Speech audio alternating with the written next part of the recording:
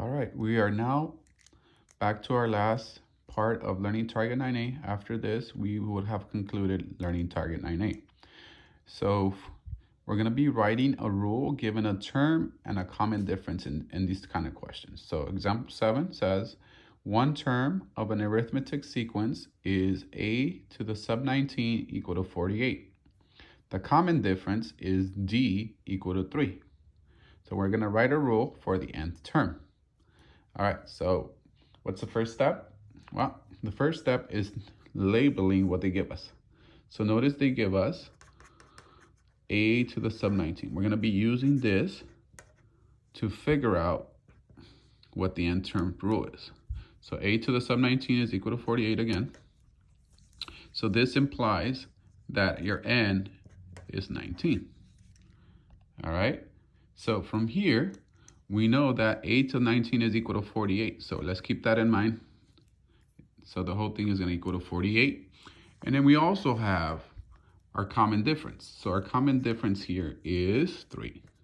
So we're going to go ahead and label that. Because now we're going to go ahead and use our arithmetic sequence rule to start substituting the values in here.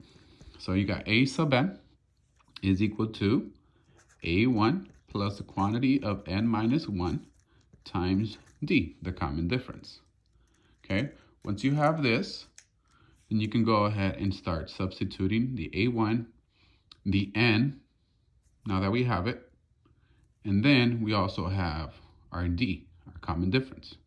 So don't forget our n is considered 19 here, so you're going to do a sub 19 is equal to a1. So a1 we don't know.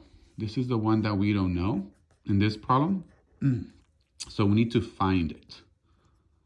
All right, we do know what a sub n was because they give it to us, a to the 19th, right?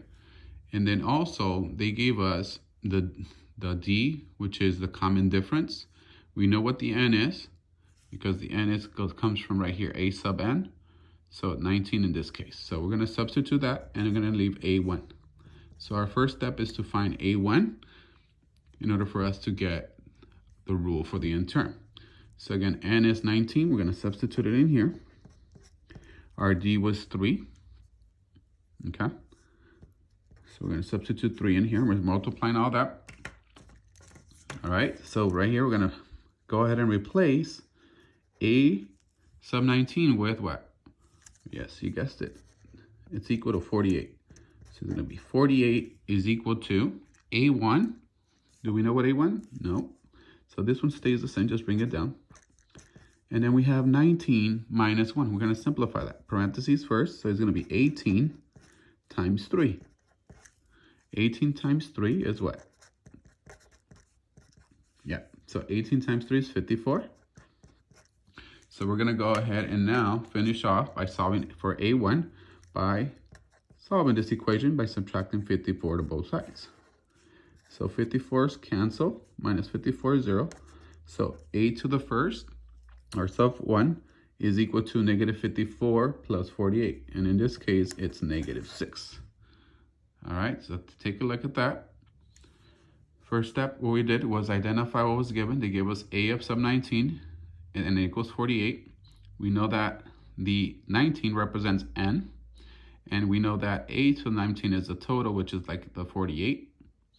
And then we know the common difference was 3. So when we use the formula or the rule for the arithmetic sequence, we go ahead and substitute those. The n, the d, and the a sub n. The only one that we didn't know that was not given to us was a1. So now that we found a1, what do we do next? Yeah, we're going to go ahead and substitute. So now we're going to substitute your a1 and your d only into the arithmetic sequence, just like we did in the previous videos, in the previous problems.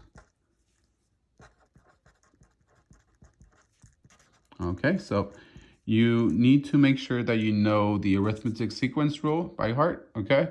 So a sub n is equal to a1 plus the quantity of n minus 1 times d. All right, now that we have that, let's note what do we need again. We need our a1. Our a1 in this case, we just found it. It was -6. And then we also need our d. So our d was 3. So we're going to go ahead and substitute these into our rule here. So a1 will go here. And then our d will go here. Okay? And then just like we did in the past, as I mentioned, we're going to go ahead and solve for the nth term, the rule for the nth term. So a to the n stays the same. a1 gets replaced with -6. And then we leave the n minus 1 the same, times the 3, which is your d over here. Okay? And then we're going to distribute just like we did in the previous problems.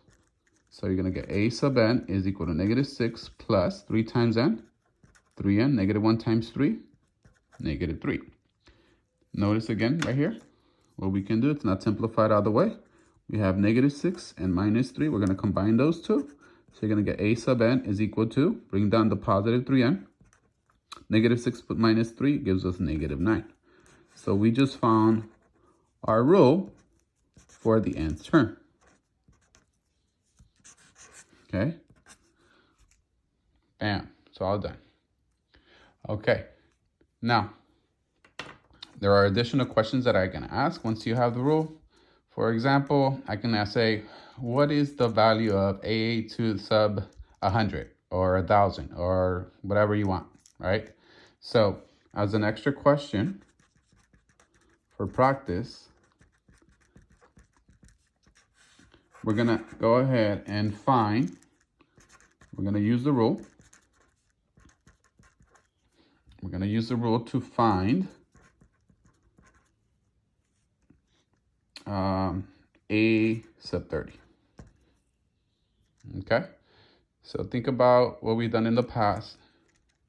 How do we find a sub 30? Yeah, we're going to definitely use the rule that we just found here.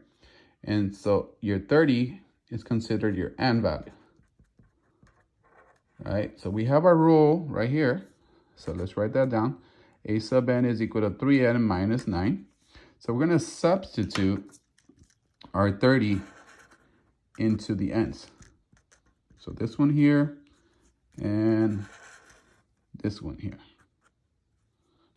Okay, so this becomes a sub 30 is equal to 3 times 30 minus 9. And a sub 30 is equal to 90 minus 9. 90 minus 9 is 81. So we just found a sub 30, which is equal to 81. So again, if I ask you any additional questions, how to find a sub 30, just like in this case, or a sub 100 and so on, you can go ahead and just substitute it using the rule that you just found and calculate it. Okay? All right. So for you, your turn to try. So you're going to write a rule for the nth term of the arithmetic sequence, and then find a sub 20. All right.